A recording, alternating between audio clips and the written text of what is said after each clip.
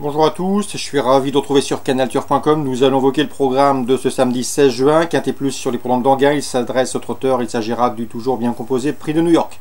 J'ai placé en tête de ma sélection deux juments, à commencer par le numéro 4, Sharon Gare, qui est confirmée dans le Quintet, 2 victoires en 3 Quintets courus pour elle, et probante lauréate d'un événement début avril à Vincennes. Elle s'annonce redoutable. On lui posera le numéro 2, Tamouré Rock, une jument transalpine qui a couru une seule fois en Anguin, résultat, une victoire en juillet 2016. Sachez également qu'elle sera pieds nus pour cet objectif. Elle a un bon numéro derrière la voiture, a priori. C'est une postulante sérieuse au succès. Attention également numéro 5, coup droit, qui reste certes sur 2 disqualifications, mais c'est un cheval de qualité qui sait finir vite. Il avait bien gagné à Cagnes, un Quintet Plus, courant janvier. Le 15, Cliff du Pomereux, est un autre candidat sérieux pour les premières places, lui qui se recommande de 6 podiums au niveau groupe 2. Il a également participé au critérium des 4 ans par le passé. Sachez également que dans cette course, eh bien, il se présente en pleine forme puisqu'il vient de se classer 3e à Vincennes en début de mois et qu'il a déjà bien fait sur la piste d'Anguin.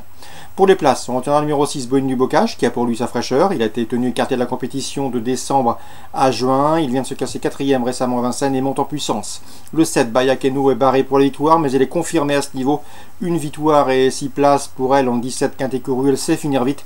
La ligne droite d'Anguin va la favoriser. Elle peut venir chercher une bonne allocation à Bellecote. Numéro 3, Romanesque, avait bien gagné le critérium de vitesse de Basse-Normandie avant d'être disqualifié après enquête. C'est un cheval de qualité. Il devançait ce jour-là Up on Quick ou encore un mec Gary Pré. Sachez qu'il a couru 11 fois à Anguin et déjà 4 victoires. Mieux vaut donc s'en méfier, c'est un bel outsider. Le numéro 9, Barrio Josselin, a couru lui 4 fois en Anguin. Résultat, 2 places de 2e et un succès. Attention à lui, il sera déféré les 4 pieds, contrairement à sa dernière prestation sur l'hippodrome de Laval. Donc c'est également un cheval qu'il faut glisser dans vos champs réduits. Résumé chiffré, 4, 2, 5, 15. Devant le 6, le 7, le 3 et le 9. En cas d'en partant, on citera pourquoi pas Telminolize, le numéro 1. Concernant la suite du programme, j'ai pu m'entretenir avec Jérôme Dubreuil. Il est confiant que le 116 à Cormarjac, c'est une course visée. Le cheval vient de se préparer à l'attelé, il a déjà bien fait à Anguin, il est au top et devrait pouvoir lutter pour les premières places et pourquoi pas terminer sur le podium. On lui opposera toutefois le 114 Verdict Tillard, au mieux, comme en atteste sa récente victoire sur les programmes de Mélène Humaine, ou encore le 113 Bellinissimo, qui se recommande un chrono d'une 14 et fraction sur ce parcours. 113, 114 et 116 dans l'ordre du programme. Dans la deuxième, sachez que Patrick Chevrier m'a toujours dit le plus grand bien du 204 Fun Quick. Le cheval lui a donné raison puisqu'il a gagné à diverses reprises, déjà 3 victoires en 5 courses courues. Il reste sur un plaisant succès à Vincennes et devrait pouvoir confirmer. On lui opposera dans cette épreuve numéro 3 Fleuron d'Acadie, également estimé par Gilles Delacour. Le cheval vient de s'imposer à Anguin sur plus court, mais il a de la tenue. Et le 208 Falcao de Lorma mérite d'être racheté. C'est également un poulain de qualité. Concernant l'opposition étrangère, elle est difficile à situer, mais le danger pour eux viendra sans doute de celle-ci. 204, 203, 208. Dans la cinquième, le 503 de Virmont mériterait amplement de s'imposer, lui qui, lors de ses 6 derniers parcours, a enregistré 5 places de 2e et une place de 3e. Sachez également qu'il sera déféré les 4 pieds. Ce sera seulement la 2e fois de sa carrière. Donc, et ce, en 16 courses. Le 503 de Virmont. La 7e, outsider sympathique à mon avis, avec le 709 Eureka des Ondes. Je sais que David Lemarchand l'aime bien. C'est une jument de qualité.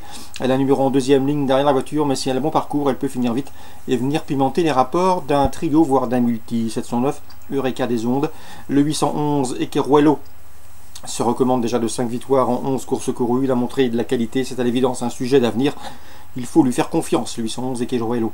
Résumé chiffré pour Anguin, première 13, 14, 16, deuxième le 4, le 3 et le 8, la 5e le 3, la 7e le 9 pour une cote et le 811 pour une confirmation. Maison Lafitte Réunion 3, j'aurai un coup de cœur. Le 707, c'est dans cette épreuve Young Fire, présenté par Freddy Hetz, 3 ans, me semble ici en mesure de s'imposer. Le lot est à sa portée. Réunion 4, Lyon-Pareilly, dans le Grand Prix de Lyon, l'étape du défi du galop. J'aime beaucoup le 202 Smart Whip, il a terminé 2e de cette course l'an dernier. Il monte en puissance, le cheval, à mon avis, peut s'imposer. Il ne faudrait toutefois pas que le terrain s'alourdisse. Il préfère en effet les pistes souples, mais pas le terrain lourd, le 102 Smart Whip. Dans la 3e, il faudra compter avec les Destruval, à savoir Vœux Destruval 306 et le 301 Virtus Destruval, qui ont en commun de rester sur une victoire dans la discipline, c'est-à-dire sur le cross. Dans la 5e, le 502 époustouflant mérite crédit. Il vient de se classer 2e derrière le champion de Weiss à Auteuil, c'était le 20 mai. Le cheval a couru 6 fois sur le steeplechase, résultat 3 victoires et 6 podiums, donc 6 tentatives sur le steeple, 6 podiums, dont 3 victoires.